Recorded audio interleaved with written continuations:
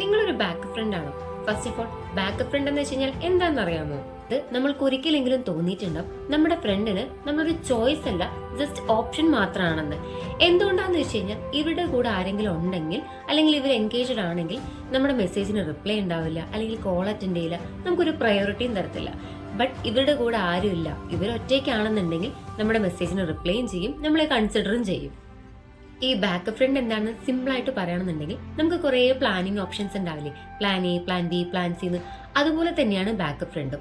അതായത് നമ്മൾ ലോണിൽ ആയിരിക്കുന്ന സമയത്തോ അല്ലെങ്കിൽ ബോർ അടിച്ചിരിക്കുന്ന സമയത്തോ മാത്രമായിരിക്കും ഈ ബാക്ക് ഫ്രണ്ടിനെ ഓർക്കുന്നത്. ഒരു ഹാപ്പി ആയിരിക്കുകയാണെന്നുണ്ടെങ്കിൽ നമ്മുടെ കോളിന് ആൻസറും ചെയ്യത്തില്ല, മെസ്സേജിന് റിപ്ലൈയും ചെയ്യത്തില്ല. ബട്ട് അവർക്ക് എന്തെങ്കിലും ഒരു പ്രോബ്ലം വന്നു കഴിഞ്ഞാൽ ഹേ വേ ആർ യു എന്നുള്ളൊരു മെസ്സേജ് നമുക്ക് എന്തായാലും വന്നിട്ടുണ്ടാവും. നമ്മൾ എപ്പോഴും അവൈലബിൾ ആയിരിക്കും, പക്ഷേ ഈ ബാക്ക് ഫ്രണ്ട് കീപ്പ് ചെയ്യുന്നവർ ഒരിക്കലും നമുക്കൊരു ഫസ്റ്റ് പ്രയോറിറ്റി തരത്തില്ല. ഇതിന്റെ ഒരു പെയിൻ എന്ന് പറയുന്നത്, നമ്മൾ ഒരാളുടെ ബാക്ക് ഫ്രണ്ട് ആയിരിക്കുക എന്ന് പറഞ്ഞാൽ അതൊട്ടും ഈസി ആയിട്ടുള്ള കാര്യമില്ല, ഭയങ്കര പെയിൻഫുൾ ആണ്. ബിക്കോസ് നമ്മൾ കെയർ ചെയ്യും, ലിസൺ ചെയ്യും, ടൈം സ്പെൻഡ് ചെയ്യും, അവർക്ക് എന്തെങ്കിലും പ്രോബ്ലം ഉണ്ടെങ്കിൽ സോർട്ട് ഔട്ട് ചെയ്ത് കൊടുക്കും, ഫുൾ അവൈലബിൾ ആയിരിക്കും. പക്ഷെ നമുക്ക് തിരിച്ചു കിട്ടുന്നതെന്ന് പറഞ്ഞു കഴിഞ്ഞാൽ ഒന്നില്ലെങ്കിൽ ലേറ്റ് റിപ്ലൈ, അല്ലെങ്കിൽ ക്യാൻസൽഡ് പ്ലാൻസ്, അല്ലെങ്കിൽ എന്തെങ്കിലുമൊക്കെ ലാം എക്സ്ക്യൂസസ് ആയിരിക്കും കേൾക്കുന്നത്. ഇത് നമ്മുടെ സെൽഫ് റെസ്പെക്റ്റിനെയാണ് ഹേർട്ട് ചെയ്യുന്നത്. അതായത് കുറച്ച് കഴിയുമ്പോൾ നമുക്ക് തന്നെ തോന്നും നമ്മൾ ഇത്ര ഇമ്പോർട്ടൻ്റ് അല്ലേ, അല്ലെങ്കിൽ നമ്മൾ ഭയങ്കര വേസ്റ്റ് ആണോ എന്നൊരു തോട്ട് നമ്മുടെ മൈൻഡിലേക്ക് കയറും. Why this happens? ഇതിന്റെ സൈക്കോളജിക്കൽ റീസൺ എന്താണെന്ന് അറിയാമോ? ചില ആൾക്കാർ അവർക്ക് എന്തെങ്കിലും ഇമോഷണൽ സപ്പോർട്ട് വേണ്ടപ്പോൾ മാത്രമായിരിക്കും ഇതുപോലുള്ള ആളുകളെ യൂസ് ചെയ്യുന്നുണ്ടാവുക. അതായത് ഒരു ബാക്ക് ഫ്രണ്ടിനെ കീപ്പ് ചെയ്യുന്നുണ്ടാവുക. അതല്ല മറ്റു ചിലർ അവർക്കൊരു റിയൽ കണക്ഷൻസ് വാല്യൂ ഉണ്ടാവത്തില്ല.